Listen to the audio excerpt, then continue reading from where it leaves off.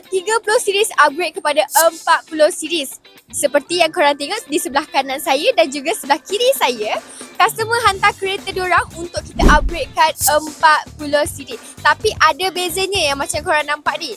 Okey, sebelah kanan saya di upgrade 40 series, tapi macam korang nampak semua ni. Okey, ini adalah facelift 40 series. Okay. Front bumper, 3 LED headlight, daylight.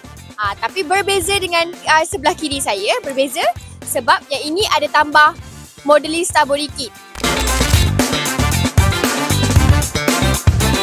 Kedua-duanya upgrade 40 series. Sekarang kita pergi ke bahagian belakang pula. Untuk bahagian belakang kedua-dua ini yang Taillamp diorang upgrade kepada 40 series kat sini, kiri dan kanan dia. Lepas tu yang berbeza adalah sebelah kiri saya dia tambah ni LED lighting yang bersambung.